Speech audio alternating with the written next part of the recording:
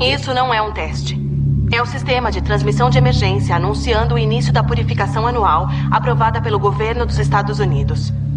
Armas de classe 4 ou abaixo foram autorizadas para o uso durante a purificação. O uso de qualquer outro armamento é restrito. Oficiais do governo de nível 10 receberam imunidade durante a purificação e não poderão ser feridos. Ao toque da sirene, todo e qualquer crime, inclusive assassinato, será permitido durante 12 horas contínuas. A polícia, os bombeiros e os serviços médicos de emergência estarão indisponíveis até amanhã às 7 da manhã, quando a purificação estará encerrada. Abençoados sejam nossos novos pais fundadores e o nosso país, uma nação renascida. Que Deus esteja com vocês.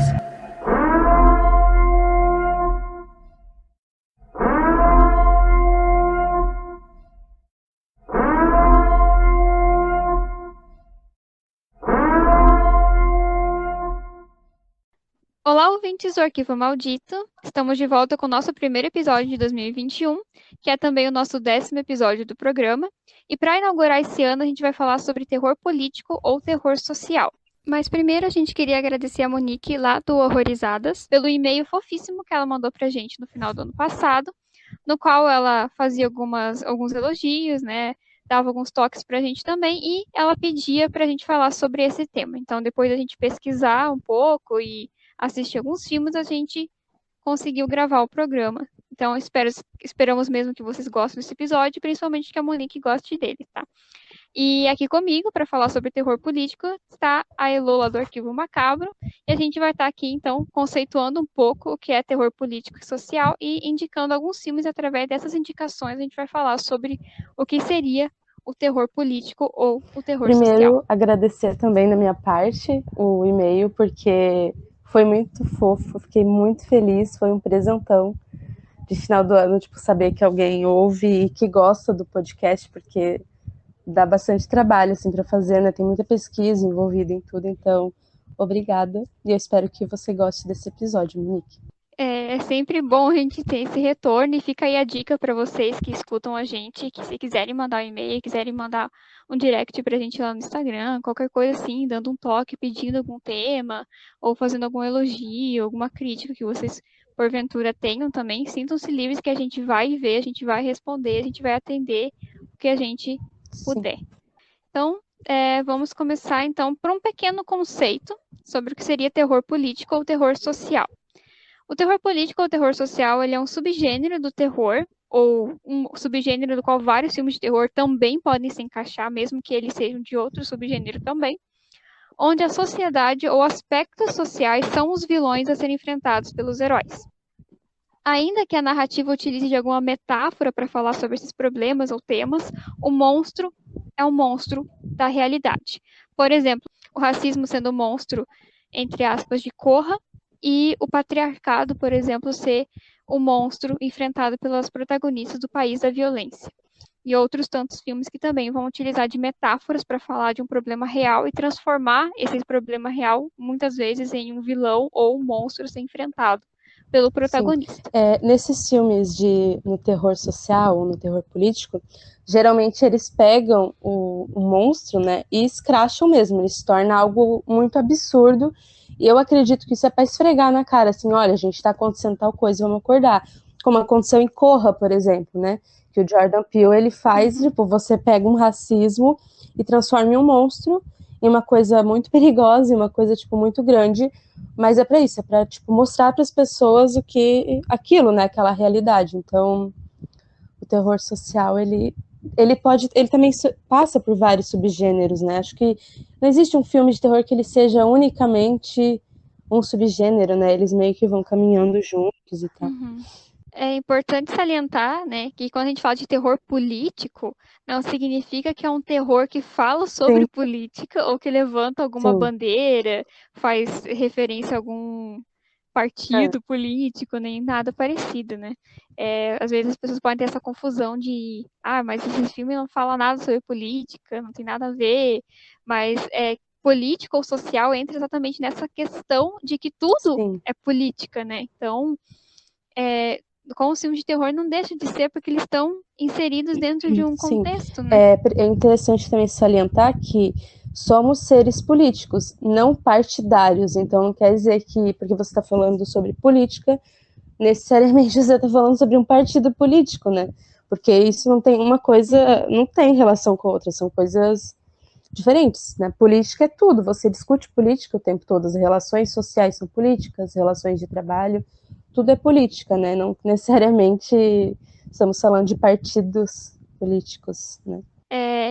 Como obra de arte, os filmes de terror, eles têm uma intencionalidade, né? Eles saem de um objetivo narrativo, eles não existem num vazio e numa ignorância, né, de intenção. Nenhum filme é feito apenas para ser divertido.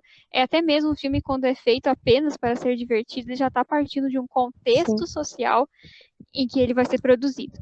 Então, como fruto de um contexto, ainda que nem sempre esse filme ele vai refletir o contexto tal como ele é. Muitas vezes ele vai criticar esse contexto também, né? Então, os filmes de terror, como obras de arte, eles não são neutros, como nenhuma obra de arte é neutra. Por mais bobo que um filme de terror possa parecer a princípio, eles ainda têm algum comentário a fazer. Ou, assim, por mais gratuito, às vezes, que o filme possa parecer, quando eu estava fazendo pesquisa sobre torture porn, era um subgênero que eu não gostava muito, porque eu tinha essa ideia, sabe? Tipo, é um filme feito só pra mostrar gente sendo torturada e morta, é um monte de corpo sem nenhuma personalidade, que é só pra ser retalhado. Mas aí, conforme eu fui fazendo a pesquisa sobre torture porn, muitas coisas começaram a ser confrontadas pra mim. Tipo, em que contexto esses filmes começaram a ser produzidos? Geralmente o que acontece foi ali no pós-11 de setembro, em que a indústria norte-americana, a mídia, principalmente norte-americana, estava começando a lidar com temas de tortura, né? Muitas torturas estavam sendo denunciadas contra presos políticos nos Estados Unidos. Então, esses filmes eles foram feitos num contexto em que as pessoas estavam lidando com uma violência muito explícita na televisão, praticada pelo governo, e era uma forma de exercitar esses temas também. E aí eu comecei a perceber que não era gratuito, sabe? Que mesmo o filme que eu achava que era feito só para mostrar morte e tortura, ainda estava inserido no contexto político e no contexto social. Então, as pessoas gostam de dizer que filme de terror é uma coisa boba, estúpida, superficial, mas não é. Isso geralmente é a visão limitada que essa pessoa tem sobre o filme de terror, né? É importante também falar que, como historiadoras, né, a gente trabalha com fontes. E o cinema, ele é uma fonte também, porque por trás dele tem uma pessoa, né? E essa pessoa, ela vai refletir a época que ela vive, ela vai refletir os costumes que ela carrega. Então, assim, o cinema, ele não é vazio. E isso é uma das minhas maiores críticas. A gente até comentou sobre isso, né, Sabine? Sobre como as pessoas acham que os filmes de terror, eles são só tem a função de dar medo, né? Então, ele vai te dar medo, você vai sair do cinema e vai esquecer, e os filmes que realmente vão trazer mensagem, então são os documentários, são os dramas, né, esse tipo de filme. E aí nos filmes de terror a gente esquece, né, eu gosto muito de citar o filme As Boas Maneiras, porque ele trabalha de uma forma, para mim, né, talvez não tenha sido nenhum tipo de intenção da autora e da diretora, enfim, mas para mim ele trabalha muito a questão da maternidade, né, então são filmes de terror, são filmes que vão te dar medo, e nem por isso eles precisam ser vazios, ou são vazios de significados, né? Até porque eles, como eu disse, eles refletem quem está por trás do filme, e você conhece quem está por trás do filme a partir do filme. A gente pode citar como exemplo aquele filme que a gente sempre fala, e fala mal e xinga, que é Doce Vingança, que você entende quem está ali por trás do filme, você entende quem é aquela pessoa quando você compara ele, por exemplo, com Vingança, que foi filmado por uma mulher, né? Então, para tornar isso muito mais claro, ambos os filmes falam sobre estupro e, entre aspas, a vingança, né? Que eu acredito que vingança não fale sobre vingança mesmo, né? Mas você vê a diferença entre eles quando você assiste os dois filmes e percebe quem está por trás das câmeras, né? Então, o filme, ele reflete, sim, quem está ali por trás e quem escreveu e quem dirigiu. Então, eles são ótimas fontes de pesquisa se você souber lê-los, né, como tais. Exatamente. E como eu aprendi na faculdade, se você souber fazer as perguntas certas. É exatamente isso que pega, sabe? É a limitação do espectador, às vezes, em assistir e enxergar aquilo como algo maior, que torna os filmes considerados vazios e superficiais, sabe? Não é o filme em si, é a leitura que a pessoa faz daquele Sim. filme, né? E eu acho até que os filmes de terror, pelas pesquisas que eu fiz pra gente gravar, né? Ele teve uma vantagem sobre outros gêneros de filme. Porque ser considerado inferior te dá maior liberdade para trabalhar com temas que filmes maiores, entre aspas, filmes de arte, entre aspas, não se sentem tão livres para tratar. Então, como o terror sempre foi um gênero subversivo, um gênero underground, em que pessoas marginais se apoiam, né? E que geralmente essas pessoas aqui gostavam desses filmes, né? Ele se trabalhou, né? Teve essa oportunidade de trabalhar mais cedo com temas que as pessoas consideravam delicados e incorretos de serem mostrados. Fazendo essa pesquisa mínima, assim, deu pra ver que foi no filme de terror primeiro que as pessoas começaram a falar de temas como violência. Apareceram pela primeira vez personagens LGBT, porque ninguém dava muita bola porque acontecia nesses filmes. Então, se você já estava vendo um monte de gente morrer, o que custava você ver também casais homossexuais no filme? Então, eles ousaram ir mais longe porque eles sabiam que ninguém dava atenção devida para esses filmes. Então, eles trabalharam com temas que geralmente outros filmes, outros gêneros de filme, não se atreviam a trabalhar, não se atreviam a tocar nesse terreno por ser um terreno considerado indigno. E o terror, por já ser indigno por natureza, por assim dizer, né, se sentia livre para trabalhar no que ele bem entendesse, né? Exato. E eu também acredito que os filmes de terror, eles tocam, não todos, obviamente, mas eles tocam em temas muito sensíveis, né? Tem o diretor, o Mike Flanagan, acho que assim que fala o nome dele, que eu descobri que ele é um dos meus diretores preferidos, que ele tem aquele filme O Sono da Morte, né? E ele trabalha ali uma questão muito delicada sobre a questão de como uma criança lida com um câncer, né? Câncer, da perda da mãe. Então, esse negócio de filme de terror ser vazio de significado e só servir para dar medo, é isso, sabe? As pessoas jogaram os filmes pro canto, disseram, esse filme não vai fazer diferença nenhuma, então tanto faz.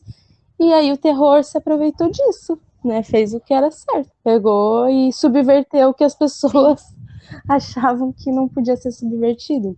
O terror, ele tem essa qualidade de, que nem você falou antes, ele exagera muito em cima de uma coisa para tornar ela diferente. É como se a gente estivesse olhando para aquilo pela primeira vez. Então, se um filme vai falar sobre luto, ao invés de simplesmente ser um drama que uma pessoa morre e a família tem que lidar com o luto, ou então o ente querido tem que lidar com o luto dessa pessoa, o filme de terror vai, sei lá, transformar esse ente querido em um fantasma que volta dos mortos e que fica assombrando aquela pessoa, ou que mesmo morto continua sendo uma presença constante no dia a dia daquela pessoa que ficou.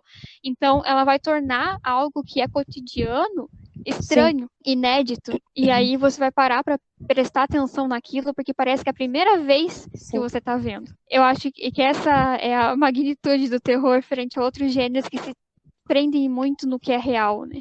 Sim. E, gente, assistam filmes de terror. Até vou falar de um filme que eu estou falando enlouquecida desse filme o tempo todo, que é aquele que a gente tava conversando antes de começar, que é School, A Máscara de Anhangá. Não é uma das minhas indicações, mas já indico aí para quem quiser assistir, porque o filme é incrível, nacional, maravilhoso.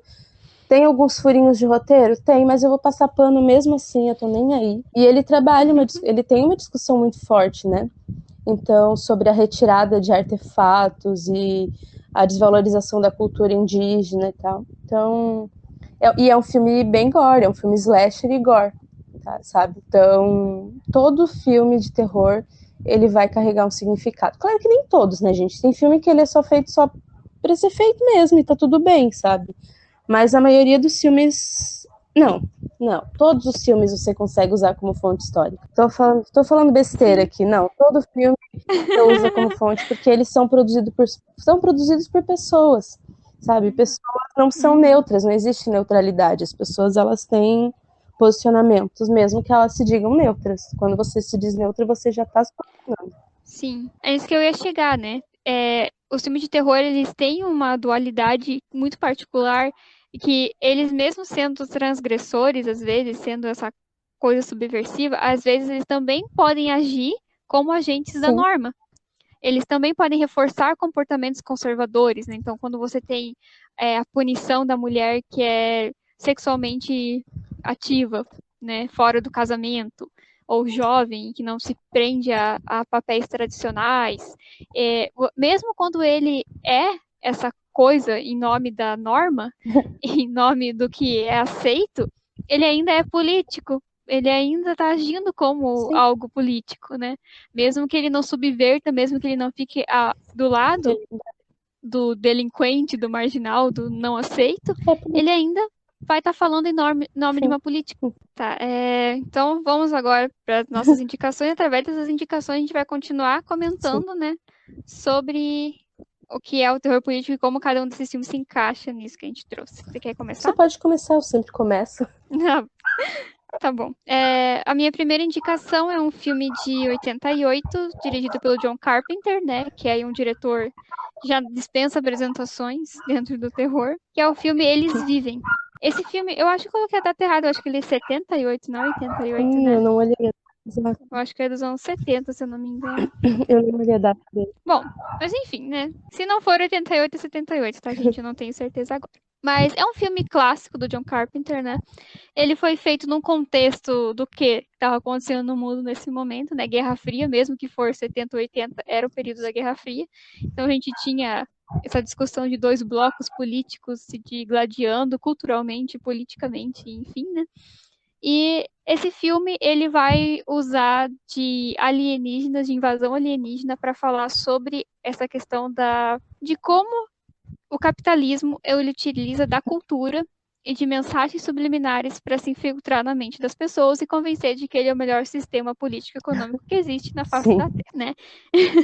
Então a gente tem um personagem chamado John Nada, e esse cara, ele é meio que um andarilho, ele não tem um emprego fixo, né? Ele vai de cidade em cidade, ele arranjando um bico para trabalhar. E ele aí, quando ele começa a trabalhar numa construção, ele acaba encontrando um par de óculos que acho que tá numa igreja, né? Que o pessoal tá se reunindo, aí ele vai meio que se intrometendo no que tá acontecendo lá, ele acaba achando uma caixa que tem alguns óculos escuros. E aí ele vai pegar um desses óculos. É que eu acho que dá uma briga lá no meio do negócio lá, e aí ele...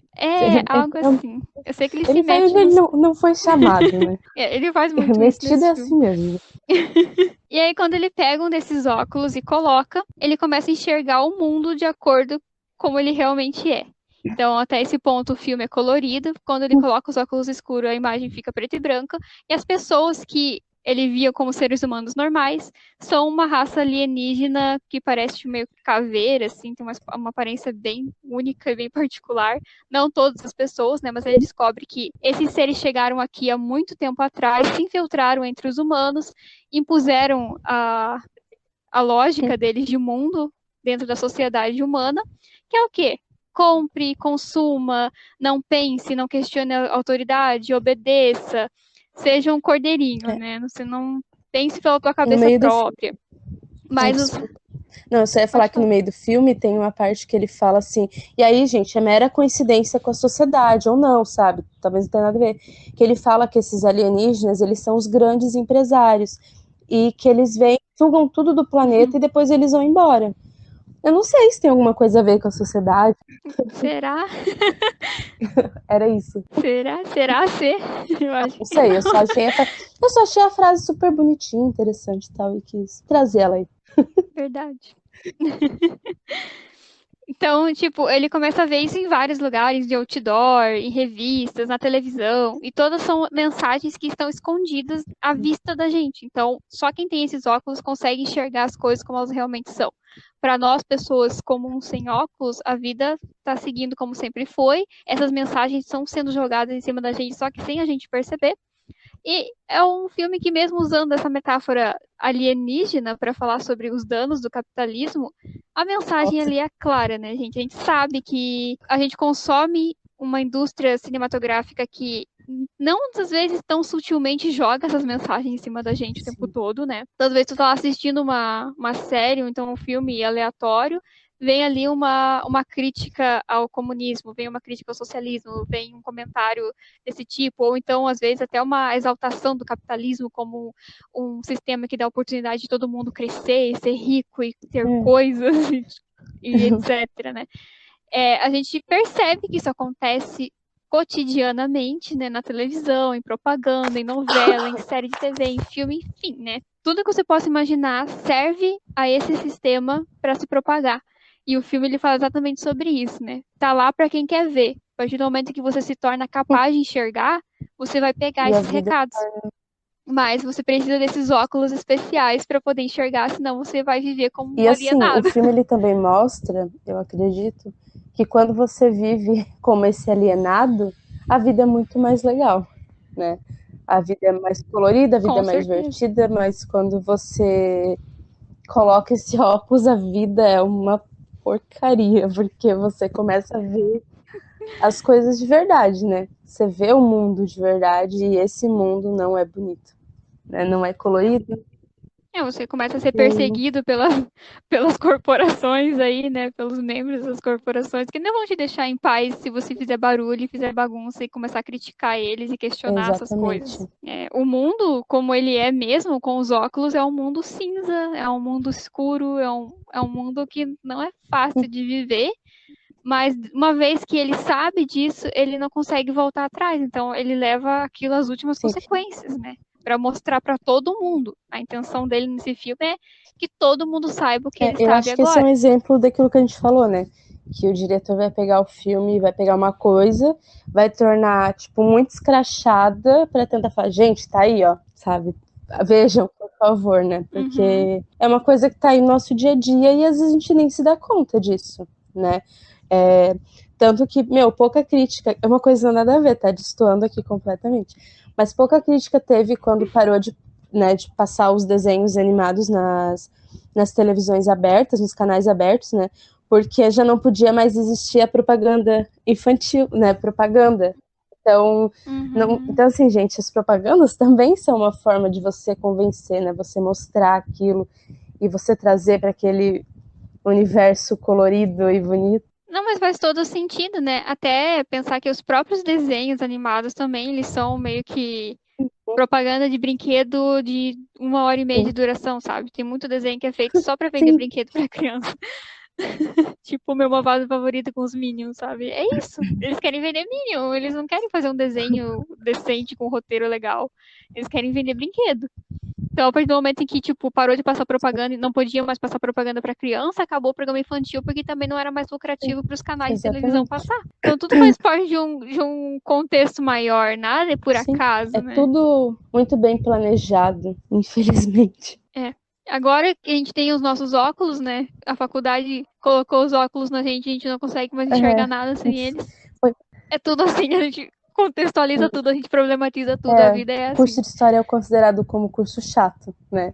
Ela vai problematizar de novo, mas, gente, tudo é problematizável, tudo. Tu pode não gostar e não querer, mas infelizmente é assim que E é. a vida não se torna mais legal, não, tá? É um saco, mas fazer o que Faz faz. parte, E né? aí, Eu acho que ela se torna mais chata, mas mais chata em alguns pontos, mas ao mesmo tempo ela se torna mais sim, interessante também. ela para de ser uma coisa. É aquilo, né? Ele vivia aquela vida no filme, aquela vida, tipo, indo de uma cidade para outra, trabalhando para Uhum. comer e para ter um lugar onde dormir, e aí quando não tinha mais ali, ele ia para outra.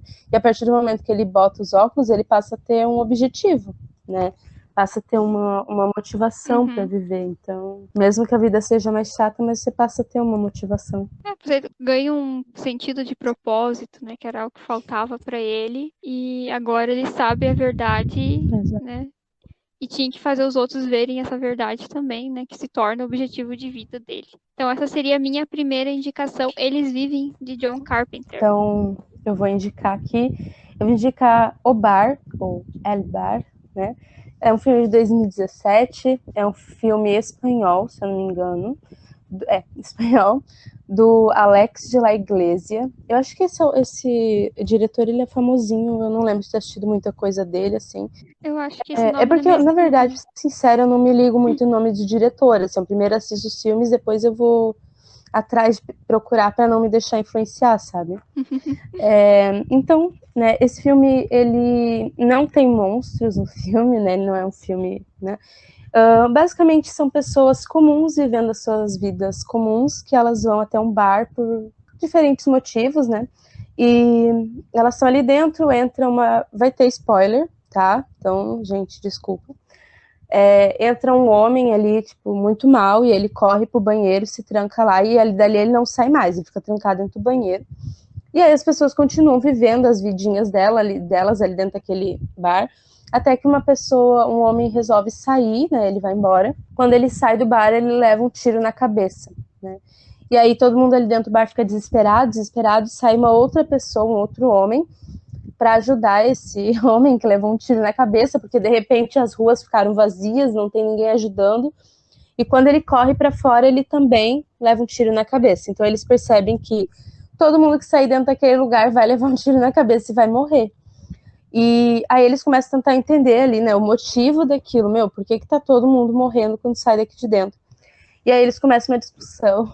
Essa parte eu acho ela bem absurda, assim. Eles começam uma discussão para saber por que está acontecendo aquilo. E a primeira hipótese deles, então, é que tem um terrorista ali dentro, que eles não sabem quem é o terrorista, mas que o governo resolveu, então, que vai matar todo mundo para matar o terrorista. E aí eles começam a procurar quem tem uma mochila, uma bolsa, uma mochila, e vão atrás, acham uma pessoa que tem uma mochila. E a pessoa que tem a mochila, justamente, é um homem com uma barba bem grandona, assim. E aí começam umas falas, e eu acho que é isso o mágico desse filme, porque você pega as coisas nas falas deles, né, ali aquelas conversas, e ele fala assim, esse aí deve ser muçulmano, né, olha a barba dele, então deve ser terrorista. E aí você fica, gente, você já começa a pensar, nossa, mas... E é real, né, a gente tem esse preconceito contra muçulmanos, achando que todos eles são terroristas. Você vê alguém... Quantas vezes a gente ouve ataques, né, na internet de mulheres muçulmanas que usam o véu, algumas usam a burca, e aí por elas são atacadas dizendo que elas estão carregando bomba embaixo das roupas ou coisas do gênero, né? E quando eles pegam a mochila dele, a primeira coisa que eles falam, isso aí deve ser o Alcorão aí dentro, né? E aí você fica tipo, gente, é tipo um ataque gratuito, tipo a religião e as crenças de outra pessoa. E aí o filme ele vai se enrolando nessa discussão gigantesca assim, das pessoas para entender o que está acontecendo e um acusando o outro. Até que eles chegam à conclusão de que aquele homem que se escondeu no banheiro, ele tem alguma coisa nele. E aí eles vão atrás dele, tiram ele do banheiro e aí acontece várias coisas lá. Eles descobrem que ele foi infectado. E aí rola mais uma conversa racista pra caramba. Que eles começam a ver o telefone dele e ver que ele teve na África trabalhando. E eles começam, gente, deve ser ebola. Deve ser ebola transmitido na África, deve ser ebola. Enfim, né, tem umas discussões políticas, assim. Só que pra mim, a parte que me marcou muito, assim, o filme, porque é uma realidade, e não é uma realidade muito diferente do que a gente está vivendo hoje. Eles descobrem que rolou uma infecção e o cara tem, sobrevivem, 5 pessoas dentro do bar, 4 pessoas, e ele só tem 3 vacinas. E aí eles começam, 4 pessoas, mais ricas, assim, elas começam a falar, vamos tomar essas vacinas e tal. E tem o cara, que ele é um homem bem pobre, ele, pelo que ele fala, ele ficava na porta da igreja pedindo dinheiro e tal. E aí eles resolvem que ele não precisa tomar a vacina, porque tanto faz ele morrer, tanto faz, você percebe essa conversa. E aí ele vai, ele rouba as vacinas, se aplica a vacina e ele fala assim, como não tinha bastante, que se for do pobre, como sempre, né? E aí você fica pensando, gente, olha o que tá rolando atualmente com Claro que o filme não tem nada a ver, não foi feito nesse contexto, mas aí você percebe que essa fala, né, como não tenho bastante, que se foda o pobre, como sempre, perdão pelo palavrão, tá? Você percebe que não é uma coisa diferente da atualidade. Olha o que está acontecendo com as vacinas, né? Vacina sendo desviada de pessoas que realmente precisavam tomar essas vacinas do Covid, né? E sendo desviada para gente que não tinha uma necessidade no momento de tomar, né? Porque agora quem precisa tomar as vacinas são quem está lidando diretamente, né? Outra coisa que me chamou a atenção nesse filme e que eu li ele num texto que se chama... Eu já tinha pensado isso e o texto meio reforçou o que eu pensei, né? E aí eu trouxe o nome do texto porque acho justo dar crédito para a pessoa, né? É um texto que está disponível na internet que se chama Capilaridade do Poder em um Boteco no filme O Bar. Ele é do Wilson Ferreira, é um filme lá de 2017, ele fez uma análise na época do filme. E ele fala sobre como o diretor, o Alex La Iglesia, eu adoro falando desse cara, ele não traz aquela discussão que a gente tem frequentemente sobre o ser humano ser mal, ser uma coisa inerente ao ser humano, né? A maldade humana, e só está esperando um momento para se manifestar. Mas para mim, o filme ele mostra muito a arrogância do ser humano em esquecer que somos animais ainda, né? Racionais, sim, capazes de significado, sim, mas ainda animais. E quando eles se confrontam ali com a morte, né? É uma morte quase inevitável, começa uma série de lutas internas pela sobrevivência. Né? Não são pessoas malvadas, são pessoas comuns, pessoas que têm uma normalidade do cotidiano, mas naquela situação passa a aflorar esse lado, sabe, do ser humano. E eu acredito muito nisso, acho que a gente é muito arrogante. O ser humano ele é extremamente arrogante a ponto de pensar que ele não tem ligação nenhuma com a natureza e com os animais. E isso também são questões políticas, né? Quando a gente vê a floresta amazônica sendo desmatada o tempo todo, a gente vê caças ilegais, ou legais, gente, não caçem, né? Não se pode matar animais. Então, tudo são questões políticas e principalmente a arrogância do ser humano, né? Frente à natureza, mas também frente à própria espécie, né? A ponto de achar que uma vida vale mais ou menos que a outra pelo dinheiro. Eu gosto muito desse tipo de filme que confina as pessoas em um Também único lugar, gosto. sabe? É interessante você ver que todo mundo ali naquele espaço estão na mesma situação, Sim. estão colocados pela mesma pressão, mas alguns se consideram mais importantes do que outros. E a gente tem uma força externa que está impondo essa situação, né? Que trancou eles naquele espaço. E dali eles não saem mais, e eles é que vão ter que decidir entre eles quem sobrevive, quem Sim. não sobrevive, quem vai ficar melhor do que os outros, e eles só conseguem alguma coisa boa na cooperação, quando eles trabalham juntos. Então também tem um comentário social e político sobre isso, né? Você tem o agente governamental que trancou eles lá dentro, essa entidade externa maior do que eles, que aí sim está em vantagem, um monte de pessoas de classes sociais diferentes, mas que estão todos na mesma situação, querendo ou não, né? E essa coisa das classes mais pobres contra as classes um pouquinho mais altas que se acham melhores do que essas outras, mas que só conseguem algum sucesso ali, né? Conseguem escapar daquela situação minimamente, né, até um certo ponto, quando elas se unem para fazer alguma coisa, né? Que é quando eles têm ideia de ir lá pro porão e pegar aquele buraco que tem no chão e tentar passar por ele. É só com a ajuda uns dos outros que eles conseguem fazer alguma coisa. Entender que todos eles estão no mesmo lugar.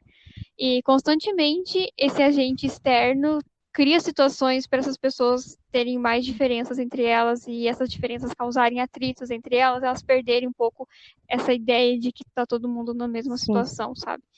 Então, eu acho isso interessante também nesse filme. É um filme muito agoniante. Demais. E ele é engraçado em alguns pontos também, em algumas partes, assim, ele faz graça.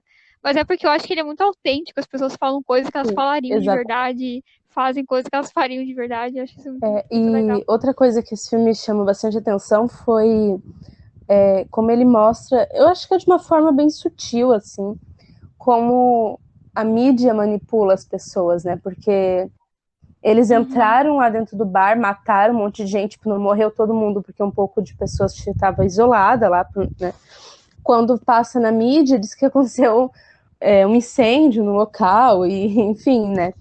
Então, e o final dele também, eu fiquei, assim, bem chocada, porque quando a guria consegue salvar... Gente, já disse, vai ter spoiler, então perdão. A guria consegue sair de dentro do bar, lá dentro, que ela sai... Tipo, ela sai toda suja, toda tipo, tudo assim, toda machucada. Arrebentada, né? Tudo machucada. Destruída, e ela se joga no meio da rua e não para uma pessoa pra ajudar ela. E ninguém para, tipo, pra pensar, você tá bem, você precisa, tipo, uma mulher ajuda ela no casaco, né, que ela tava só de calcinha e sutiã e tal. Mas, tipo, você percebe primeiro as pessoas têm uma estranheza e gravam, e enfim, né, tem toda uma questão, assim, de como às vezes a gente não ajuda o próprio ser humano, sabe? É legal porque ela tinha tanto problema ali com o cara que era mendigo, né? Que era morador de rua. E quando ela sai meio que na mesma condição que ela ele. assume a pele dele, né, por um momento, de ser totalmente ignorado, de ser uma pessoa que a sociedade nem olha direito, né? Enfim, Sim. A minha indicação é essa aí. A minha segunda indicação é uma franquia de filmes, mas eu não vou falar sobre cada um deles, né? Eu vou falar de plano geral, que é a franquia Uma Noite de Crime, que começou em 2013 e o último filme foi lançado em 2018 e também teve uma série spin-off dela. Hum. Para quem nunca assistiu, né, essa franquia, se passa nos Estados Unidos no futuro próximo, em que o governo decidiu que durante uma noite por ano, todo ano, por 12 horas, todos os crimes serão permitidos sem nenhum tipo de punição. Essa ideia, isso por si só, já é problemática, Sim. bem problemática.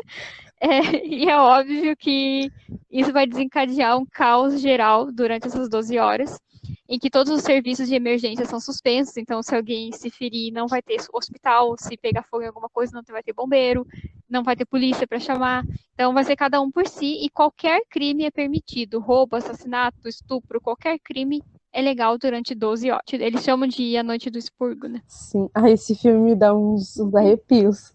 Sim, esse filme me dá muito nervoso, cara. Cada vez que eu assisto algum deles que dá aquele alarme que vai começar o negócio, eu fico tipo, meu Deus, Você já o que vai acontecer? Desculpa cortar no meio aqui, mas você já viu aquela brincadeira que tava fazendo? Gente, sou viciada no TikTok. Não gravo vídeos, mas assisto todos.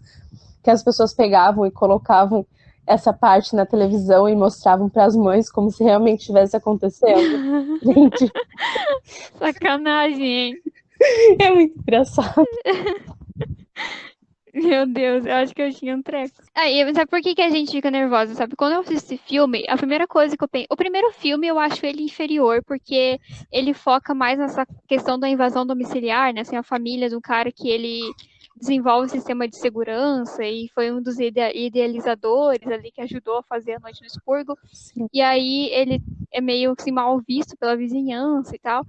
E aí ele se tranca, né, na casa dele lá com um sistema de segurança super fodão pra poder sobreviver essa noite e um bando de maluco começa a tentar entrar na casa dele. E ele vai pra uma coisa mais invasão domiciliar, assim, tipo os estranhos e tal. Eu acho ele mais do mesmo. Mas a partir do segundo filme, que você tem a Noite de Anarquia, o Ano da Eleição, ele fica mais político e aí ele se torna um filme mais interessante. Por que a gente se agonia tanto? Porque a gente sabe que se isso fosse acontecer hoje no Brasil, quem ia se fuder ia ser pobre. Por quê? E mulher. Exatamente isso. Tipo, se você tá vulnerável, você ia ser o mais ferrado possível. Porque o rico, o que vai acontecer? Nesse dia vai viajar para outro lugar que não tenha isso, né? No primeiro filme, né, a primeira noite de crime, eles mostram, né? O pessoal, tipo, vaza louco do lugar pra não ficar lá. E, inclusive, tem uns pessoas meio perturbadas, meio psicopatas que viajam para os Estados Unidos exatamente nessa noite para poder matar alguém, para poder cometer algum crime que nunca pôde cometer no seu país, porque no país não tem isso. E, exatamente. E o que acontece? Os ricos, se não viajam, não saem da cidade, não saem do país, aliás, né?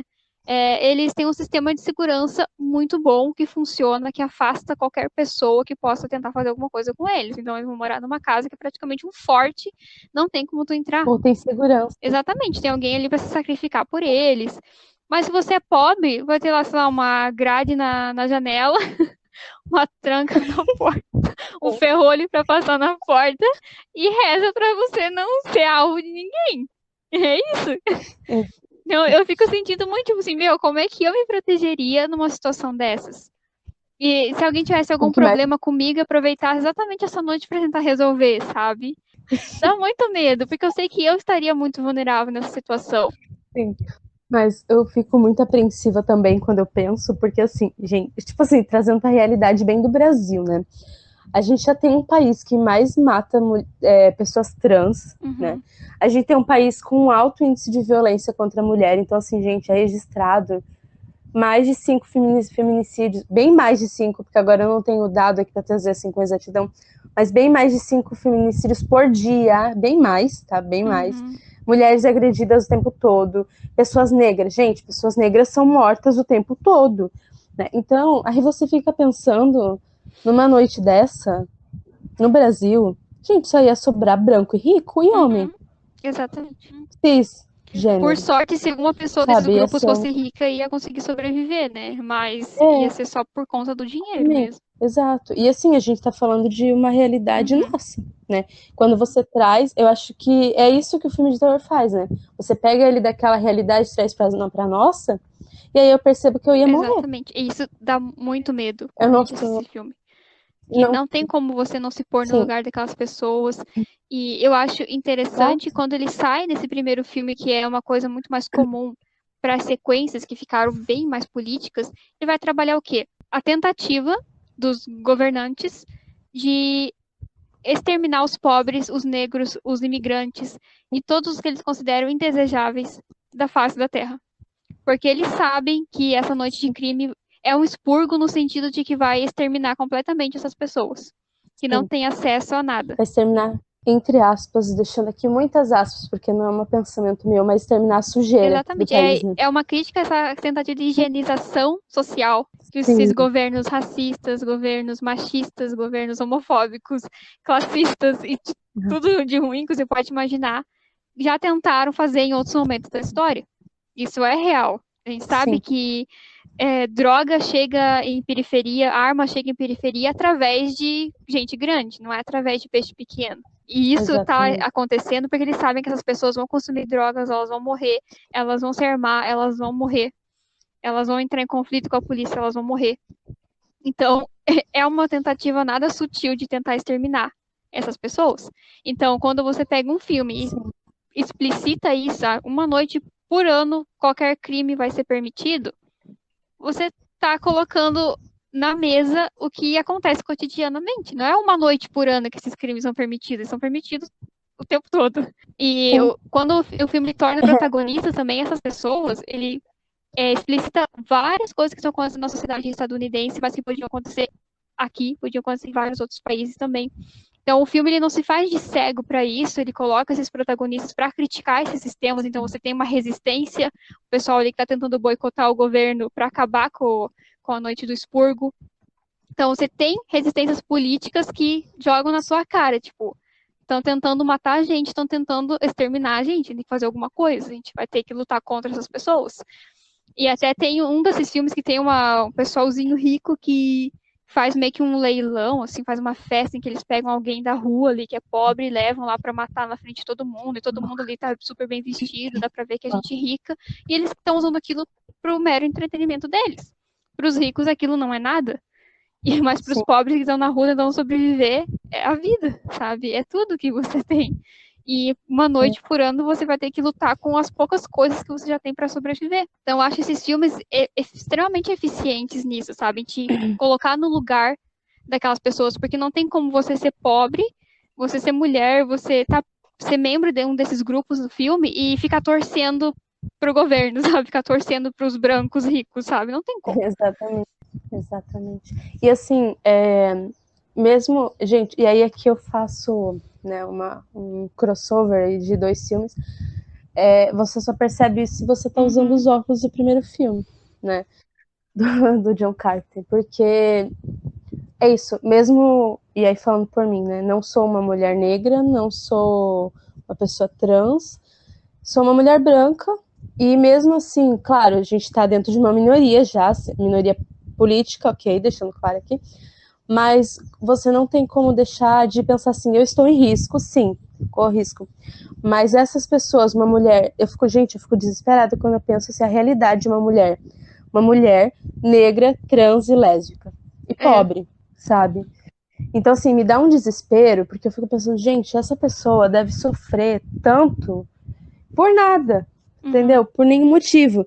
E outra coisa também que eu penso desses filmes, eu vou ser sincera que não é uma franquia que eu curto assim muito, mas eu já assisti porque eu assisti com o meu pai, assim, gente. Eu assisto muitos filmes com o meu pai, tipo, eu já assisti todos os filmes do Rambo, porque eu assisti com e sou apaixonada, até essa é a minha maior vergonha. Assim como no outro filme que eu falei, né, no bar, eu também não acredito que nesse filme o diretor, eu sempre tenho mania de falar o autor, o diretor, o escritor do filme, né, eles tenham tido a intenção de trabalhar também essa noite, como assim, a liberação desse mal que existe dentro do ser humano e que nessa noite então vai liberar isso. Gente, eu acredito que eles trabalham, e se alguém viu isso nesses filmes, sinto muito, mas eu vejo um filme que ele trabalha muito a questão do como a gente é educado a acreditar que existem pessoas superiores e essas pessoas elas são educadas a entender que ninguém abaixo delas importa. Então, dane-se se você é rico, você tem dinheiro e você tem tudo, dane-se se você pegar um morador de rua e matar, porque quem é aquela pessoa? né? Que importância que ela tem para a sociedade? E aí não é uma maldade humana, não são psicopatas, são pessoas que elas foram ensinadas, elas cresceram com uma realidade, elas viveram essa realidade, elas foram ensinadas dessa forma e elas vão ensinar os filhos delas a serem dessa forma. Não é à toa que a gente... Quantas vezes que a gente viu notícias de gente que, meu, olha o absurdo, cara. Tipo assim, gente botando fogo em morador de rua, né, em pessoas em situações de rua, ou até aquele caso daquele youtuber, que, nossa, esse caso me dá muito nojo.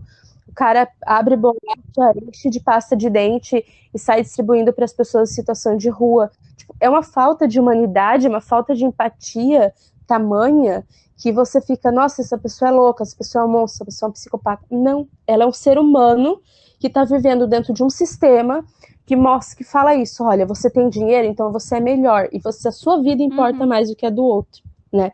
Não é à toa que, gente, tá aí, ó, no meio de uma pandemia, quem é que se ferrou mais? Foi pobre, porque tinha que trabalhar, né?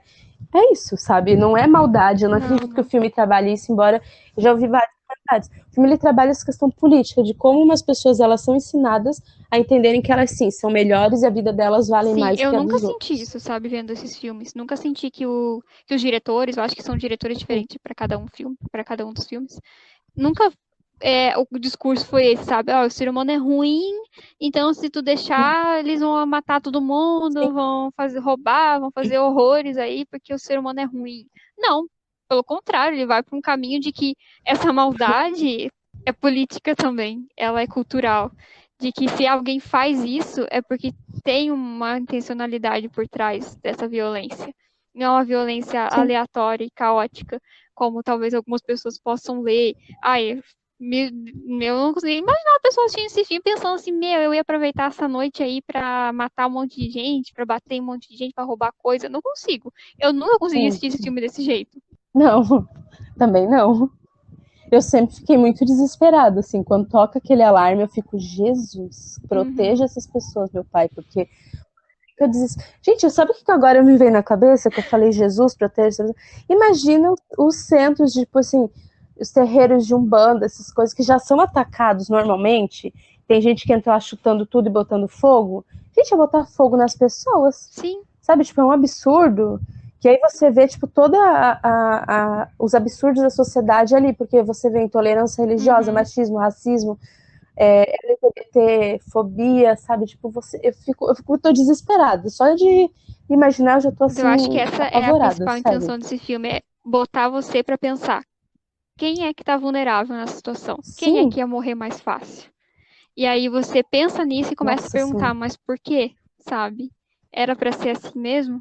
Eles não deviam dar, como se diz tanto, né, oportunidades iguais pra todo mundo poder se proteger?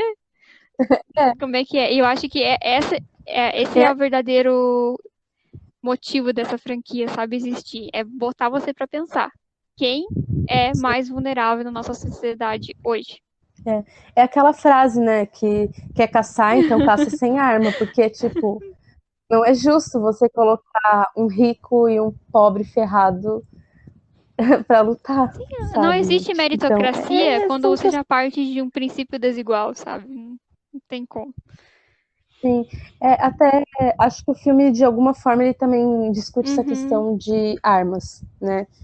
Já deixando claro aqui, quem quiser me odiar, me odeia, eu sou totalmente eu contra também. porte de arma, legalização de arma, ninguém tem que ter arma, tá? Me odeiem, não me importo, porque... Ok, eu acho que esse episódio vai fazer a minha página voltar a Ai, zero olha, seguidores. nem se estressa, assim, tipo, eu sou o máximo política que eu posso ser no meu perfil, tudo que eu posso falar, assim, tem que ser, sabe? A gente Mas tem eu que se também, posicionar. eu sempre deixei muito claro, assim, desde o começo. Gente, não, entendeu? Não vou fingir que eu sou outra pessoa pra ganhar seguidores, não. Quer me Paciência, seguir, tem quem segue, não queira. quer. Enfim, depois desses Sim. desabafos aí, né? Fica a indicação, se você tiver, Pra quem? assim, nervos fortes para aguentar a tensão que esses filmes têm, eu recomendo essa franquia.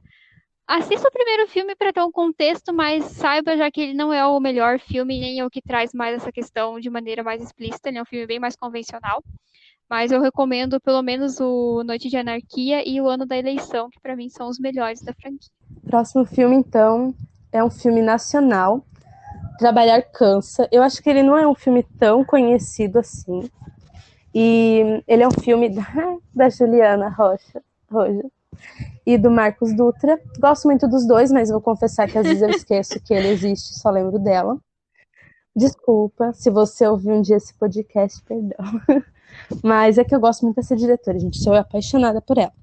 E nesse filme a gente então vê. É um filme nacional, isso que eu gosto dele, porque ele trabalha com a realidade brasileira e ele dá uns tapão assim na cara da gente. Não é um filme que eu considerei muito fácil de assistir, eu acho que ele é um filme que acaba te cansando, porque a gente tá muito, muito ainda ligado a essa questão de susto na tela e aquele gritaria, enfim.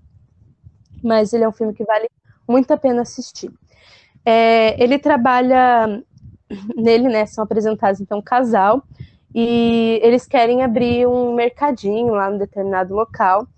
E o homem, então eles são uma família de classe média baixa, né? Quando o marido perde o emprego, né? Que ele trabalha isso nessa questão das perdas de emprego e tal.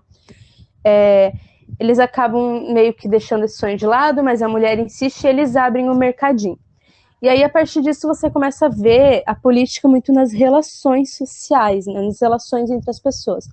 Então você vê aquela mulher que era uma classe média baixa, no máximo uma classe média. E aí, por isso que é importante a gente estudar classe social na escola, gente. Classe social é muito importante. Classe média não é rico. Eles são pessoas pobres também, estão mais perto da classe baixa que da classe alta, né? Enfim, não vou discutir isso aqui, não vai ser eu que vou ensinar isso para as pessoas. E aí você vê ela contratando uma empregada. Ela já tinha uma e ela foi indicada a outra, uma mulher, coincidentemente, uma mulher negra, jovem, que vai passar por ter que viver no trabalho, então ela vai morar na casa, ela pergunta sobre os direitos que ela vai ter, ela não vai ter carteira assinada, não vai ter nada disso, o salário é baixo, enfim, né, toda essa realidade maravilhosa que a gente já sabe das pessoas que limpam a sujeira que os outros não querem limpar, né, e não querem pagar para alguém limpar também.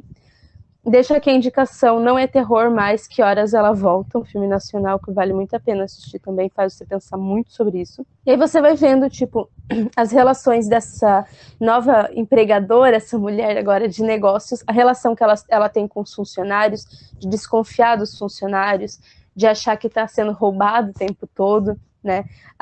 Você tem uma parte, que essa parte eu quase caí da cama assistindo esse filme, que você vê um blackface. Nossa, meu Deus, essa parte. Eu quase dei um grito, aí eu lembrei, não, gente, calma, é Juliana Rochas. Então, tem um motivo para ter isso ali, e realmente teve, né, porque você vê todo um grupo de pessoas brancas achando aquilo lindo, assim, você pensa, ai, que lindo, meu Deus. E, gente, para quem não sabe, blackface é crime, tá bom? Você vê, então, também uma classe média em ascensão, e aí, acho que eu vou perder mais um pouquinho de seguidores lá na página, porque eu vou falar de Paulo Freire, né? Quando ele fala que quando a educação não é libertadora, o sonho do oprimido é ser o opressor. E aí você vê isso, né? Essa mulher de classe média baixa, e quando ela ganha um pouquinho, né, de poder, que ela passa a ser dona de um mercado, ela passa a oprimir as outras pessoas. Então ela passa a oprimir a empregada, ela passa a oprimir a pessoa que, tipo, o homem que pegou uma coisa que é pro lixo, ele levou para casa e ela demite ele, ela manda seguir ele dentro do mercado, né? Então, todas essas questões, até que chega no ápice do filme, que eles encontram o sobrenatural do filme, né? Mas eu ainda acredito que essa parte é a menos, que dá menos medo no filme, quando eles encontram o monstro lá. E eu achava que era um lobisomem, você acha que é um demônio, então não sei o que era aquilo. Mas essa é a parte que dá menos medo no filme, né? O que dá medo no filme é você ver essas relações humanas, né? E no final, então, quando ela fala pra filha dela, que a filha dela tá mexendo no dinheiro, que ela fala assim, filha, não mexe nisso, isso é sujo. Cara, essa parte pra mim, ela ficou tipo, eu não sei se foi proposital, mas eu conhecendo o pouquinho que eu conheço essa diretora, foi assim, gente, dinheiro é sujo, né? E aí você vê todas essas relações sociais, essas relações de pessoas, né? Relações sociais, relações políticas, você vê que toda ela é permeada por essa sujeira que é o dinheiro. Ele não te entrega nenhuma resposta definitiva enquanto você está assistindo, você está se Sim. perguntando o que raio está acontecendo naquele mercado, o que é que tem lá de tão ruim. E aí, quando eles tiram aquele Uhum. negócio da parede, você continua sem entender nada. Você só tem pistas que você tem que juntar na tua cabeça para tentar fazer algo que fazer sentido. Mas você nunca tem uma resposta definitiva, Sim. porque eu fico pensando assim, se acontecesse de verdade alguma coisa desse tipo, a gente também não saberia tudo, né? A gente, sei lá, se acontecesse de comprar um mercado Exatamente. e achar umas paradas estranhas lá e começar a acontecer umas bizarrices na nossa vida, provavelmente a gente também não ia saber o que era o quadro todo. Só ia receber essas pequenas coisas. Então, o terror brasileiro, eu acho ele muito potente por causa disso, porque você consegue se pôr na situação daquelas pessoas, né? Sim, e eu acho que ele é muito real nesse sentido, porque assim, vamos supor que aquilo ali fosse, sei lá, um lobisomem. Gente, isso não ia ser espalhado para a sociedade. Você ia querer saber que existem lobisomens de Não. verdade? Exato. Eu lembrei muito quando eu estava assistindo isso, e agora você falou isso, eu lembrei da vez que eu assisti na faculdade um filme na aula da Elizabeth Tamanini, a maravilhosa, apaixonada por essa professora, Jesus querido. Ela passou um filme onde eles encontram uma sepultura que eles acham que é de Jesus. E, tipo, eles querem levar isso pro mundo, e aí, tipo, isso ia desestabilizar toda a igreja católica, né, gente? E eu só pensava assim, gente do céu, bota dinamite, explode tudo, não mostra isso pro mundo. E aí eu fiquei pensando nisso também quando eu vi o filme, sabe? Pensei, gente, eles tomaram a atitude mais correta, não vamos mostrar isso pro mundo. Porque isso daí ia dar uma confusão, ia dar uma briga, que às vezes as pessoas, elas não é muito seguro saber de tudo, porque você saber é perigoso também. O conhecimento é um Eu negócio fico pensando assim, se perigoso, eu né? encontrasse aquilo, sabe, eu ia contar pra alguém? Não. Eu ia mandar o jornal vir filmar? Não. Porque primeiro eu ia ficar na dúvida se aquilo realmente é alguma coisa sobrenatural. Eu ia ficar tipo, será que isso aqui não é só o osso de algum bicho e que eu não conheço? Eu não ia querer me envolver com coisas maiores, entendeu? Eu ia querer continuar vivendo a minha vida como sempre foi, esquecer que aquilo aconteceu comigo e pronto, não ia querer chamar tanta atenção assim para aquilo também, sabe? Porque eu saberia que isso só ia dificultar a minha vida. Sim, Não um pode falar recado disso. para vocês entenderem relações de classe. E é uma coisa que eu sempre falo em sala de aula, tá? Se você tem que trabalhar para viver, você não é rico. Exatamente. Se Independente os da teus profissão pais que têm você uma tem. papelaria, se você tem um mercado, se você tem uma lojinha, fecha ela. Se você conseguir viver o resto da tua vida da renda que você ganhou lá, beleza, você é rico porque você nunca mais vai ter que fazer nada para viver. Mas se em um ano você ia ter que trabalhar de novo porque o dinheiro acabou, você é pobre porque você é assalariado, você precisa receber dinheiro de alguma coisa para poder viver. Você não é rico. E as pessoas perdem um pouco o Exatamente. horizonte quando elas têm algum cargo. Se é advogado, se é médico, você ainda precisa trabalhar para viver, não importa que você ganhe bem. Exatamente. E a gente também tem essa mania da classe média, ela achar que ela tá muito próxima da classe alta, né? Da classe rica. E não, galera. Tá? Eu acho que na pandemia a gente pôde ver isso muito claro. Porque não estou falando, gente, pelo amor de Deus, não estou falando que a pandemia foi uma coisa boa que veio para mostrar. Não, pelo amor de Deus, não. Mas assim, ficou muito claro isso de que quem precisava trabalhar para viver não era rico. Olha a quantidade de gente que, tipo assim, gente que ganhava dinheiro, sabe? Que perdeu emprego, que perdeu tudo. Gente que era dona de lojinhas, as lojinhas pequenas, né? Que às vezes acha que é rico, perdeu, fechou, sabe? Então, assim, a gente precisa, a sociedade, para mim, a nossa sociedade, ela vai mudar quando a gente começar a entender em que classe social a gente pertence. Isso aí. Mas, enfim, pode O indicar o meu teu último próximo filme de filme. indicação é o maravilhoso, incrível, espetacular Parasita, do Bong Joon-ho. É um filme que eu acho que todo mundo conhece, porque ficou extremamente famoso, ganhou o Oscar, devia ter ganhado todos os Oscars possíveis, todas as categorias ele devia ter ganho. O meu coração. Exatamente, ganhou os Oscars e os corações de todo mundo que tem um bom gosto, pelo menos. Se você não Exatamente, o gostou, errado é problema seu. você, não é o filme. Cito de novo. É um filme sul-coreano de um diretor que é muito bom, né? Como eu já falei, é o Bong Joon-ho. Ele tem vários filmes muito políticos e muito sociais, que ele faz vários comentários. Ele tem filme para tudo quanto é gosto, né? Se você assistir tipo Expresso do Amanhã, também fala sobre classe social. Okja fala sobre vegetarianismo também. Ele tem vários filmes que falam sobre questões de abuso policial também, né? Tem um filme dele muito interessante que é Memórias de um Assassino, que vai falar sobre descaso da polícia e uso da violência policial também. Então ele é um diretor que ele tem essa tendência, tem o Hospedeiro, que também fala sobre a questão ambiental, né? Ele sempre vai falar de coisas sociais nos filmes dele, sempre. Não é diferente com o Parasita, né? No Parasita ele não vai ter nenhuma criatura fantástica, que nem ele tem no Hospedeiro, né? Ele não vai também trabalhar com muita ficção científica, como no Expresso do Amanhã. Vai ser um filme um pouco mais pé no chão dele, que nem é a Memória de um Assassino.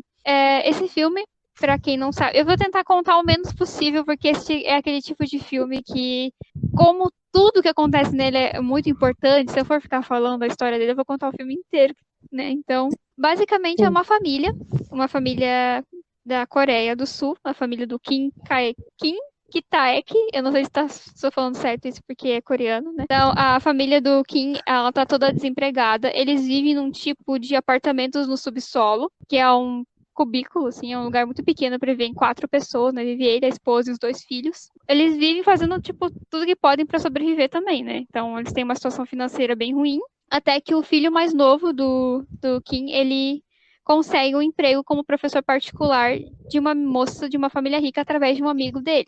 Esse amigo vai viajar, não pode mais ser professor dessa menina, e aí ele chama o Ki-woo, que é o filho do Kim, para trabalhar na casa dessa família rica como professor. Então, o Ki-woo, ele aceita esse emprego, e conforme ele começa a trabalhar na casa dos Park, que é a família rica, ele consegue, vamos dizer, puxar a família toda dele para dentro da casa da família rica. Então, começa com a irmã do Ki-woo, que vai trabalhar como professora de artes ou algo do tipo para o filho pequeno da família Park, e é uma menina que é extremamente inteligente, ela é muito ligeira assim para se disfarçar e se infiltrar, vamos dizer assim, dentro da vida da família rica. Logo em seguida já é a mãe deles também, que vira governanta da família Park, e depois o pai, que vira motorista.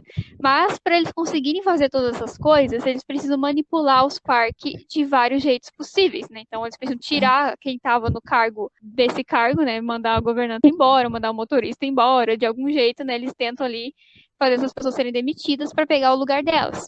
O que eu acho magnífico nesse filme é como o Bong Joon-ho, ele vai também manipular as nossas impressões desse filme. Ele é dividido meio que em 2 metades. Na primeira metade a gente vê a família do Ki-taek se infiltrando na casa dos Park.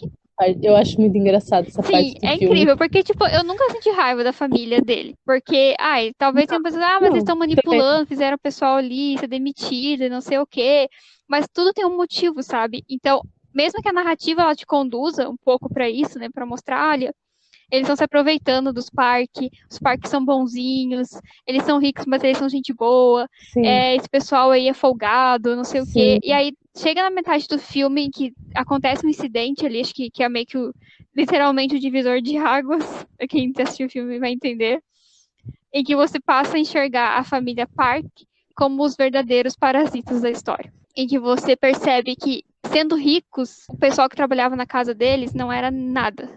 Eles têm que estar ali para servir eles, não importa o que aconteça. Para mim, assim, não querendo dar muito spoiler do filme, mas pior parte, esse filme me deixou muito triste quando eu tava assistindo ele, porque em vários momentos eu me lembrava de coisas que aconteceram na minha vida, sabe? Acontece uma enchente pequena, uma enxurrada, né? Uma chuva muito forte. Nossa, isso é horrível, porque quando eu era criança, a minha família passou por enchente mais de uma vez. Então, quando acontece essa cena e que a família do Ki-taek chega em casa e vê todas as coisas deles na rua, tipo, sendo levados pela água, e eles entram no apartamento deles e tá tudo inundado, tudo literalmente foi levado embora pela água. Eu fiquei lembrando da minha infância, assim, de como era nessa situação, sabe? Tipo, como é horrível você passar por aquilo. E aí, na manhã seguinte, né, tipo, eles perdem tudo, tem que ir para um abrigo lá, junto com outras famílias que também foram afetadas. Na manhã seguinte, tá lá o pessoal da família Park exigindo que eles façam coisas para eles, não estão nem aí se eles foram afetados por aquilo ou não. Então lá, tem que comprar tal coisa pro meu filho. Ou a mulher no telefone falando, ai, que bom a chuva que deu ontem, limpou, nossa, sabe, tipo, limpou o céu, o ar tá limpo. E o Ki-taek dirigindo, escutando a voz, tipo, filha da puta, sabe? Então, é o tipo de filme que ele te dá muita essa sensação. E quando eu assisti, me dava muita raiva da família Park, porque eles se faziam de coitadinhos, tipo, de bobinhos ali, tá? Ai, somos ricos, mas a gente é bacana. Só que em vários momentos tu pega assim, eles fazendo Sim, coisas que mostram que eles são de verdade, sabe? O desprezo que eles têm pros serviçais, entre aspas, ali, né? O patriarca da família Park sempre fala do cheiro que os funcionários têm, né? Daquele cheiro de pobreza, não sei exatamente o que ele fala, cheiro de tipo de mofo. É que eles falam do cheiro do apartamento onde eles vivem, né? Ele fala que todos eles têm o mesmo cheiro, até o menininho repara nisso também. E são as pequenas coisas, sabe? As pequenas humilhações, as pequenas sujeições que a família do Kitaek vai passando dentro daquela casa, que aquele, culminam naquele final super chocante que esse filme tem. E eu tô falando o mínimo aí, né? Porque esse filme pode ser lido de tantas maneiras, ele pode ser sim, visto e revisto, e você sempre vai estar notando uma coisa nova. Só que ele é basicamente sobre isso, sabe? Sobre relações de classe. E o terror desse filme, ele tá exatamente nisso também. De como é você ser pobre nesse mundo capitalista, sabe? E ser palavras próprias ali do Bong Joon-ho, que ele se espantou quando ele viu que a realidade capitalista da Coreia do Sul se encaixava tão bem em outras realidades, porque muitas pessoas se identificaram com o filme, ou conseguiram identificar sim. coisas com a realidade delas naquele filme que não eram da Coreia do Sul. E ele percebeu que era exatamente porque todo mundo vive sobre o mesmo sistema econômico e político, que sujeita a gente a esse tipo de existência. Então, o que aconteceu com a família Kitaek poderia acontecer com qualquer um que tivesse que trabalhar daquela maneira, que tivesse que viver daquela maneira. Então, esse filme, ele é um filme que me perturba muito, ele me incomoda muito. Nossa, eu sofri muito assistindo esse filme, mas eu achei ele maravilhoso em tudo. Só que é assim, tipo, eu tenho que assistir ele prendendo fôlego, assim, porque ele é muito difícil de ver. Mas é um filme maravilhoso. Se você ainda não assistiu isso em 2021, para tudo que você tá fazendo e vai assistir esse filme, porque vai mudar a sua vida, vai Sim. mudar a sua maneira de enxergar as relações sociais. Ele é a realidade. É um terror de verdade, né? É o que Uhum. as pessoas de classe mais baixa, as pessoas pobres, elas passam. Né? Assim, eu não sou classe alta, não, tá? Sou bem, sou pobre mesmo. Assim, como eu não nunca passei pela situação que Somos você todos falou, né? pobres. De perder tudo por causa da chuva, porque onde eu moro é mais alto, então aqui não enche. Mas assim, já acompanhei isso de perto, sabe? De ver, tipo, amigas Uhum. da minha mãe, pessoas que trabalhavam com a minha mãe, passando por esse tipo de situação, sabe? E assim, encheu a casa num dia, no outro dia elas tinham que ir trabalhar. Tipo, se não fosse trabalhar, assim, você pode não ir, você tem a opção de não ir, e claro que elas não Uhum. foram, né? Mas assim, você vai perder aquele dia, né? Não vai, ninguém vai ter compaixão e dizer, ah, não, eu entendo que você perdeu tudo. Não existe essa compaixão, porque quando você está falando de classe social, não Uhum. existe compaixão, né? Porque eu acho muito aquela parte assim que Uhum. eles estão andando dentro da água, sabe? Todos sujos e tentando tipo, salvar minimamente as coisas deles. E aí eles sentam naquele bacio e começa a sair aquela sujeira de dentro, né? E aí você vê aquelas pessoas andando naquela sujeira, É naquela. horrível. Gente, aquilo ali era cocô, né? Você vê as pessoas andando naquilo ali, e aí no outro dia ela fala, ai, pelo menos Uhum. limpou o céu, né? Sabe? Tipo, são realidades tão diferentes que chega a ser absurdo, né? Chega a ser ridículo, assim, mas. E eu gostava dela, Olha, porque dá você é vontade de dar um tapa conduzido na pelo cara daquela filme pra mulher gostar, que ela fala isso. né? E aí, quando eu vi, gente, quando eu ouvi ela falar Uhum. aquilo, a minha vontade era dar 3 tapas na cara daquela mulher, falar, acorda, em nome do Senhor, acorda, mulher, vai lá ver o que, sabe, tipo, então, você percebe que ao mesmo tempo que ela fala isso, eu não sei, talvez seja uma impressão que eu tive, né, que ela também não fala isso, e aí, gente, vou colocar entre muitas aspas aqui, não fala por mal, porque ela conhece a outra realidade também, ela não vê, porque ela tá tão Uhum. alienada naquele mundinho dela, de gente que tem alguém para limpar a casa, para cozinhar, para dirigir o seu carro, para cuidar dos seus filhos, que ela não entende que não, nem todo mundo vive essa mesma realidade. E tem gente que vive uma realidade que tá muito diferente da sua, né? Então, não sei, eu fiquei pensando nisso também, sabe? Sim. É que Exato. no mundo dela isso não existe, sabe? No mundo dela não existe enchente, não existe perder E alguma assim, coisa numa catástrofe ambiental, sabe? Não existe isso. porque a vida pobre não importa. Ai, gente, esse filme é perfeito, mas é um filme que ele é bem difícil para quem é pobre assistir. Você quer viver ou morrer?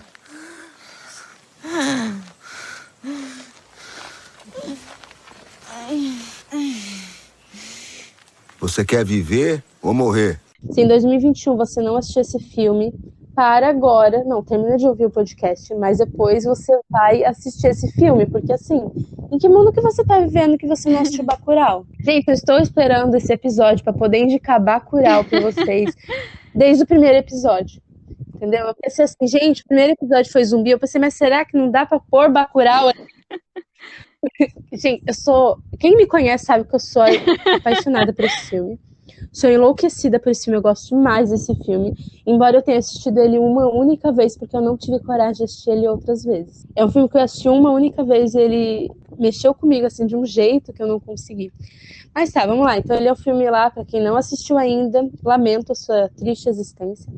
É um filme de 2019 do Kleber Mendonça Filho e do Juliano Dornelles, embora eu acho que todo mundo esquece do Juliano Dornelles. E é um filme nacional, isso aí, galera, eu amo os filmes nacionais. A Sabrina também, né? A gente conversa sobre os filmes, né? Porque às vezes a gente não traz uma indicação aqui que a gente não assistiu os filmes, tá? Mas então, vamos lá, assim, para caso você não tenha assistido Jovem Alienado, vamos procurar. Fala de uma cidade, é uma cidade fictícia, que eu acredito que fale de uma cidade do futuro, e aí isso eu vou recomendar aqui rapidinho um episódio de Mamilos, é um podcast também que fala só sobre Bacurau, e tem a Rita Van Hunt, que é uma drag queen formada, que trabalha, uma mulher incrível, ela faz uns comentários incríveis, os personagens dos filmes também fazem comentários incríveis, então assistam Bacurau e ouçam esse episódio de Mamilos, porque vai ajudar você a explodir um pouquinho mais a sua cabeça.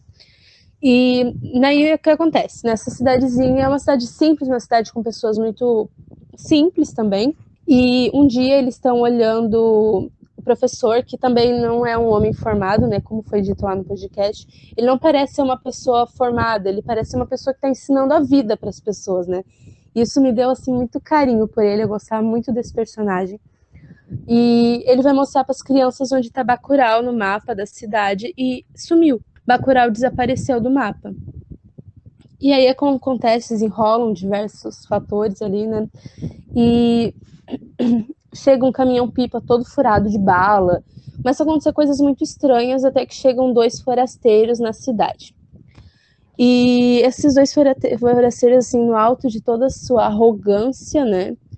Eles vão até o bar, bebem uma cerveja e são convidados a conhecer o museu da cidade. Obviamente, né, eles dizem que eles não querem conhecer. Eu imagino pensando que o que uma cidade dessa tem para oferecer para a gente ver num museu?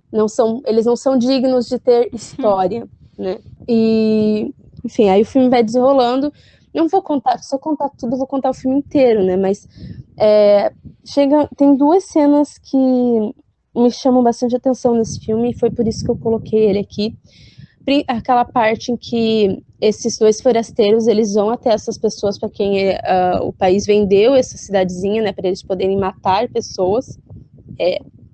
E eles questionam, né, por que vocês, os norte-americanos, porque americanos nós também somos. Os norte-americanos perguntam por que vocês mataram eles, quem tinham que matar era a gente. E aí eles falam, porque a gente é igual a vocês, nós somos igual a vocês. E aí é um tapa na cara do sul do Brasil, né? Dos sulistas. E, sinceramente, essa parte do filme me fez ficar bem pensativa, assim. Porque eu sei que o sul, ele é muito mal visto, né? O sul do Brasil.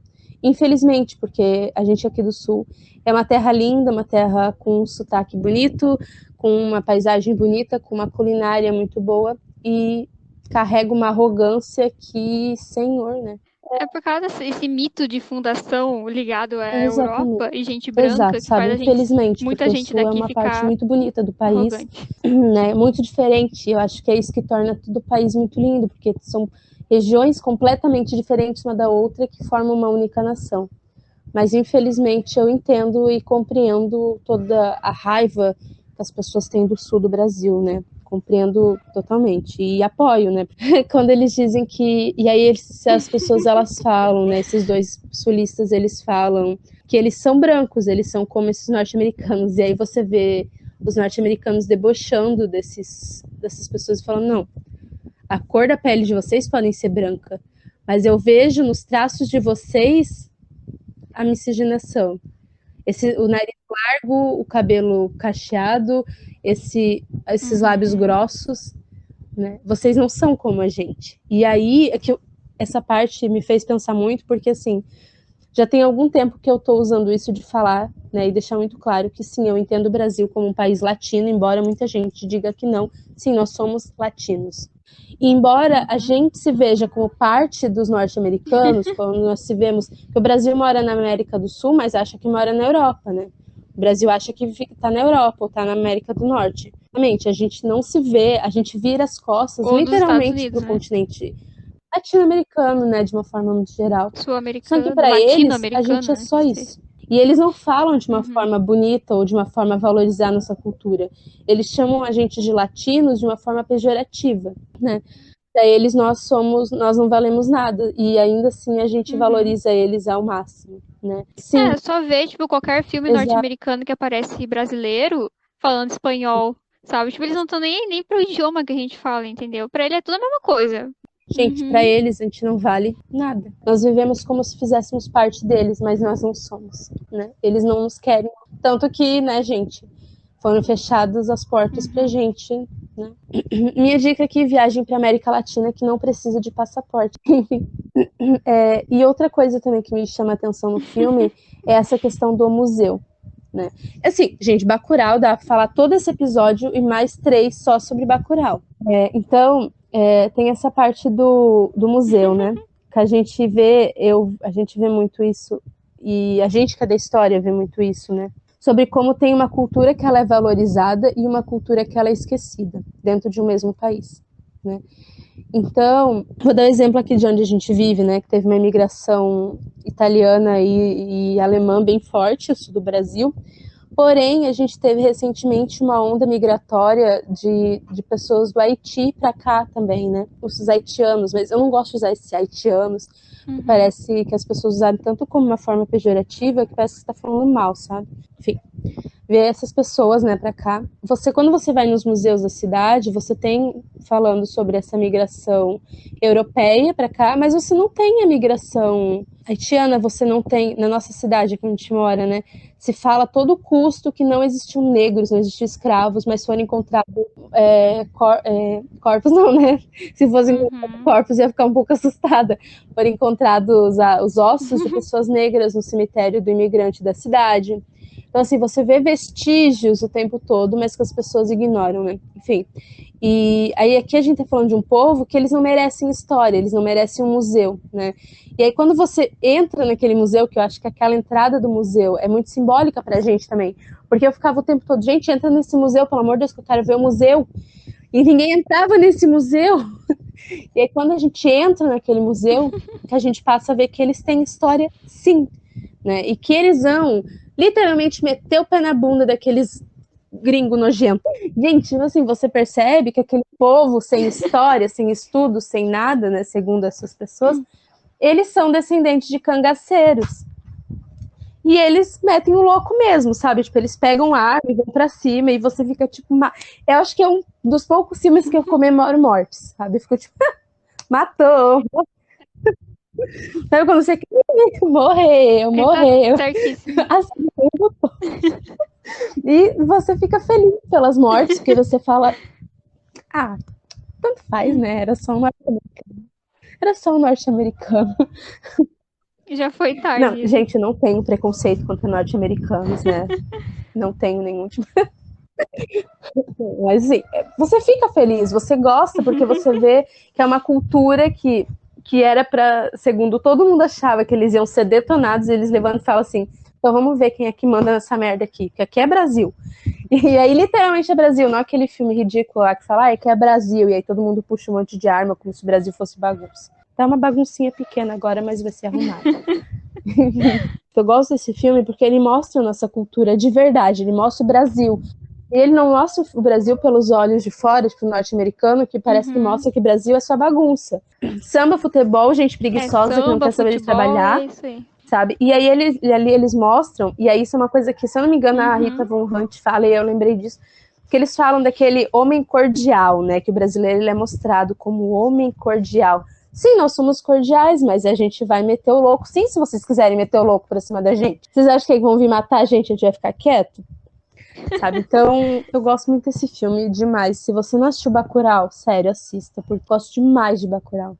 Eu acho que Bacurau, ele é mais brasileiro do que tudo que a gente já pode ter visto, porque ele valoriza uma cultura que dentro do nosso país geralmente é esquecida, que é a cultura nordestina, que é o Nordeste, que é esse Brasil profundo aí, né, que para muita gente é um lugar vazio, né? Eu acho que até essa coisa de Bacurau sumir do mapa é também uma metáfora para essas cidades nordestinas que ficam com aquela ideia que a gente tem do Nordeste, aquele sertãozinho que não tem nada.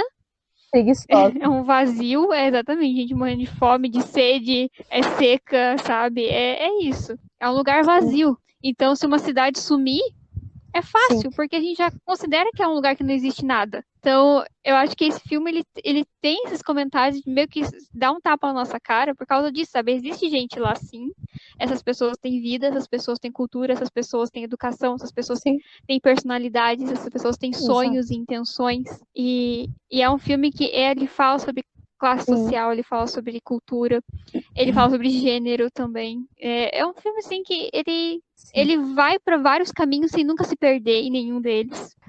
O que seria talvez o Eles Vivem da nossa época, né? Um filme que vai permanecer importante, vai permanecer atual. E tem uma coisa que eles falam, que eu ri tanto ouvindo isso, porque eles falam sobre a parte do drone, né? Que os norte-americanos mandam aquele drone lá, tipo, pensando assim, essa cambada de gente ignorante que vive aí no meio do nada, morrendo de fome, morrendo de sede, não vai saber nem o que é isso, achar que é uma nave espacial. E aí o cara vê aquilo e ele chega e fala, gente, tem um drone me seguindo. E aí você fica tipo, exato, sabe? A gente tem uma visão muito errada. Infelizmente, não conheço o Nordeste do Brasil. Sonho, de verdade, sim, meu sonho. É um sonho, sabe? Eu queria me mudar pro Nordeste um dia. Quando eu era mais nova, eu falava, meu sonho é conhecer Paris. Hoje em dia, não, gente, meu sonho é conhecer Salvador, conhecer a Bahia, conhecer tudo pra lá. Conhecer tudo, assim, não é conhecer só os grandes lugares, mas é conhecer os pequenos, porque você conhece muito mais história quando você conhece as pessoas de verdade, né? Conhecer em geral, né? E a gente tem essa visão ainda que, gente, o Nordeste lá não tem nada, né? Isso que você falou, é fome, sede, gente preguiçosa, fica deitado o dia inteiro numa rede, comendo, sei lá, acarajé, sabe? É isso que a gente tem uma visão. E aí você percebe no filme que os diretores, eles dão esse tapa na cara. Eles não vão saber o que é isso. E o cara falou, tem um drone me seguindo, tá? Eu vi um drone. E aí você pensa, gente, eles têm cultura, sabe? É igual a gente, eles têm uma cultura riquíssima, tem, né, tudo. E a gente tem essa visão de que não são pessoas, né? Esse que é o mais triste, sabe? A gente vê o gringo fazer isso, é ruim. Mas a gente meio que entende porque ele é gringo. Ele é de fora.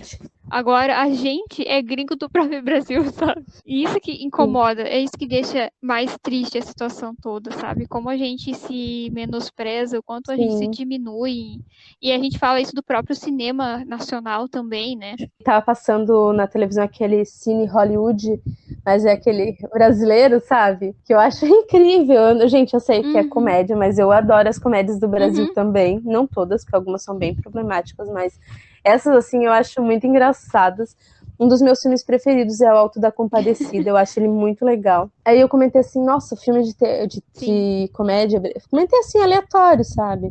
Nossa, filme nacional de comédia é muito bom, mas os de terror, gente, são muito melhores. E aí os meus filhos me olharam, tipo assim, tá, mas tem filme de terror no Brasil? E eu falei, tem... Eu falei, Bacurau, Trabalhar Cansa, Morto Não Fala. Vocês querem que eu continue citando? Eu posso parar por aqui, sabe?